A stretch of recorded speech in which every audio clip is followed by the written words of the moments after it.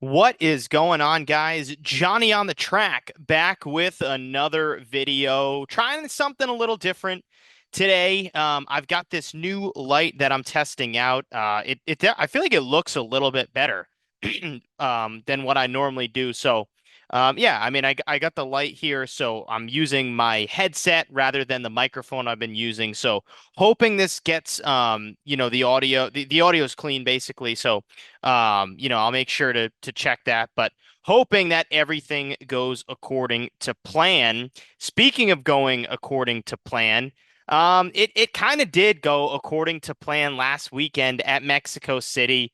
I saw some of you guys put in the comments. I had people reach out and say like, "Hey, I know you didn't take SVG. You said it on the show you weren't going to do it, but I took them. I won." So I mean, look, I said it right on the show. I mean, I think the outcome is going to be that SVG washes the field, but you're not going to find me betting on 3-1, on 3.5-1. And that's just I got to live by that. I've said it, so I have to continue to live by that.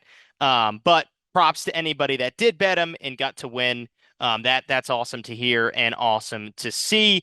So now we look forward to a track that has really been a fun watch in the next gen era. That is Pocono. I think since Pocono has eliminated the second date, that has been a class track, a class event. I hear great things about Pocono. I think that's probably going to be on my list for places to attend next season. Got some stuff on the horizon. Obviously, we've got Lime Rock coming up that I'll be going to New Hampshire, the Richmond race as well. So, I talk about races. I got a few coming up for myself there, but uh, sorry, fixing my eye. It looks weird. I guess again, just trying to work out the kinks with the new light. Anywho, so yeah, Pocono. It seems the next gen car really suits these kind of 2 mile larger racetracks with kind of multiple lanes to run. You think about Auto Club had great shows when NASCAR was still there. Shame they got rid of that track, but obviously Michigan has been great. And Pocono, another large track, flat on the flatter side, sort of a comp track to Indianapolis, but a lot of horsepower. And definitely passing opportunities here at Pocono. Crazy restarts as well. I think strategy, like it did at Michigan, will play a big role in this Sunday's race. So without further ado, let's get into the bets. Again, Pocono, big, flat, high horsepower, little tire wear, big restarts, lots of strategy involved. That is Pocono. Same tire combination as what we've seen for most of these tracks, the Vegas, the Kansas, the Michigan. It's that same tire coat and combination. So overall, you're going to find your usual suspects being fast. Your William Byron, your Kyle Larson, your Denny Hamlin, and your Ryan Blaney. Those are have been the four best cars at this kind of with this tire combination, quite frankly. Those have been the guys. But I also feel like even with that, with those guys in mind, with them being top of the board and that they are, I think there's plenty of value um, on the board here. And so I'm going to start with a guy that I just mentioned in William Byron. He is probably, I would say, my favorite bet of the week just because of the number that you can get him at. He's plus 750 right now on DraftKings. I see him at plus 700 at Rhode Island Sportsbook. I feel like I saw him open at 8-1, so he's been bet down. And to me, he's got the one win only at Daytona, but how many, like 8 races this dude says the fastest car? I mean, like seriously, it just feels like he has the fastest car at so many of these mile and a halves, and he is due. Well, I know this is a 2 mile, two larger actually than 2 miles. But it doesn't matter to me. At these style tracks, he has been spectacular. He's going to bring a fast car. He is due for a win on a non-super speedway. And to me, to get it at plus 750 for that guy, for that team, for the guy that has the second highest driver rating here in the next gen era, only behind Denny Hamlin, who is plus 450. So there's a plus 300 discrepancy between 1 and 2 in driver rating at this track in the next gen era. take that bet. Are you serious? You have to take that bet and take it now. Because Byron is going to qualify well, and that number to me is only going to shift. So Byron, I would take right now on DraftKings at plus 750. That is a great bet to make for a guy that has just been really the class of leading laps and running up front. It's just the results have just not been there. But they're coming, absolutely.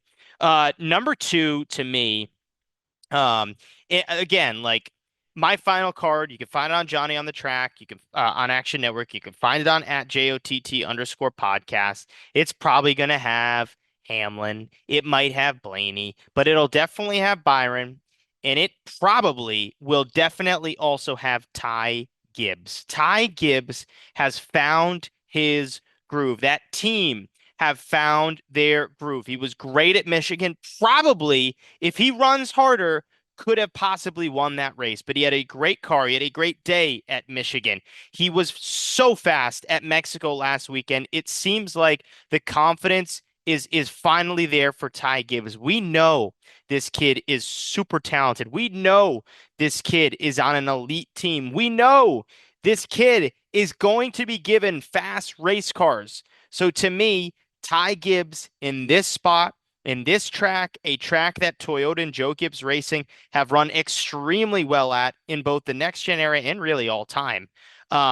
He's got a top five here 2 years ago in 2023. He was last year's pole winner here. So he's brought the speed 2 years in a row, and now he's found his groove. He's going to go out late in qualifying because he's had two good results recently. I just think overall, Ty Gibbs is a great bet to make this weekend, sitting at 20 to 1.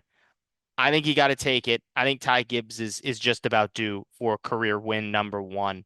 Um, who else do I have here? Buescher. I think Buescher is going to be an underrated pick. I would look more in the top 10 to top 5 range for Chris Buescher, but he had a great car at Michigan. I think they'll probably bring that same car. I know these are different tracks. Michigan, obviously, little more tire wear, a little more banked in sort of in some of the in the aspects of the track.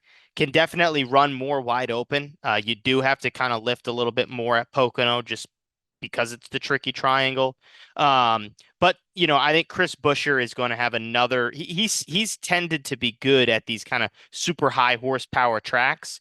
Obviously won at Michigan a couple of years back, and we saw the speed last weekend. So I think Buescher again brings that similar package, that similar car here to Pocono in Pennsylvania on Sunday, and he can be a guy that could definitely upset the show. But I like that more for a top 10 and a top 5. And way, way, way, way, way back, Chris Buescher actually won a race for Front Row Motorsports here at Pocono. So he actually does have a career win here at Pocono, which is, neat. I know it was a fogged short end race, but again, it's just something to keep in mind. Another guy that I think is going to fly under the radar and is the probably upset of the year pick, in my opinion, is Erik Jones this weekend at Pocono. He's 55 to 1 on DraftKings. You can shop around, probably find a better number for Erik Jones, but he is really good at Pocono. He's got a 10.7 average finish here in the next gen era. He's eighth in driver rating among active next gen active drivers in the next gen era, and this is statistically his second best track, only behind Darlington. And if you actually look at all time, like all the races together with all active drivers in the Truck Series that have raced here, in the Cup Series, in the Xfinity Series, all the active drivers, you put all the times they've raced in Pocono, or at Pocono rather, Erik Jones is in the top 10 when you look in totality at his career at Pocono. He is spectacular at this track, and we continue to see legacy just slowly but surely, a little bit more speed, a little bit more speed, a little bit more speed. Just each week, they're building, building, building. Erik Jones, I think this could be the day. This could be the weekend that Erik Jones shocks the world and has a win. I also feel like he's a good guy to look at for like a top five, maybe a top Toyota. Because again, as you just break down the numbers, Erik Jones is just really good here. Plus 650 for a top five. And I think I saw him at plus 200 for a top 10. Again, he just continues to get better at this track.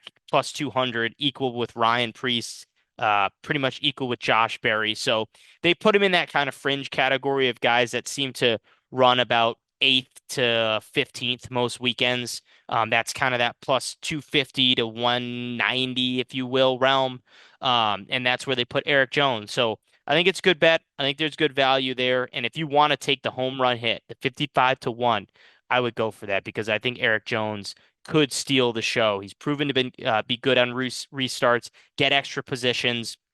We know he's a wheelman. He can find different lanes to run. And I think Erik Jones, maybe with some strategy involved to help him out, I think he could definitely, we could be sitting there Sunday evening and see Erik Jones celebrating a victory lane. So those are four guys, one kind of heavy hitter, and then three kind of more under the radar guys. As I say, in the end, right, your usual suspects, Denny Hamlin, who just had a newborn son, so he's probably got some motivation to win for the new fam. You've got Ryan Blaney, who has led the most laps here in the next gen era, super high driver rating.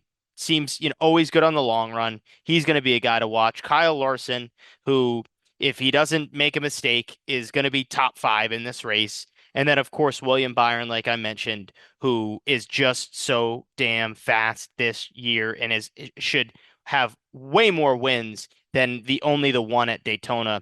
I think those guys are going to be the four to watch. Two other sneaky good picks on top of the four that I mentioned, or the three rather that I really mentioned, because Byron is a top tier guy. I just love the value.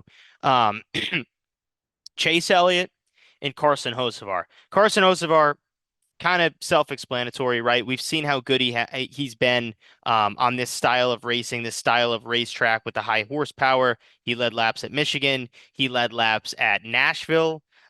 He just continues to lead laps overall. He's been spectacular. Now, what I don't like about Carson Hocevar, the Ricky Stenhouse Jr. situation, I think that might weigh on him a little bit more now that there's kind of a second coming of that, a reincarnation of what happened prior. He's got to go through that. Ricky Stenhouse has a lot of support, a lot of friends in that garage. So I don't think anybody is going to race Carson Hocevar um, cleanly, if you will. I think they're not going to give him a lot of room. They're going to be aggressive with him, including Stenhouse. The minute that Ricky Stenhouse Jr. sees Carson Hocevar on the track, Carson's got to get the hell out of the way because Stenhouse is going to make his presence felt both on and possibly off the track. We could see a fight. And then Chase Elliott, man, he is a frustrating guy to bet on, to watch, because that Michigan race, man, it felt like he possibly could have done something, but just didn't play the strategy game right.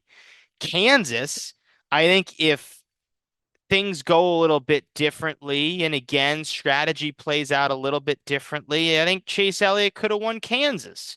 So there's been bits and pieces where you see a flash of Chase Elliott, you see a flash of that team, and you say, damn, he's got a good car, he's got a top three car, and things just, for one reason or another, don't align.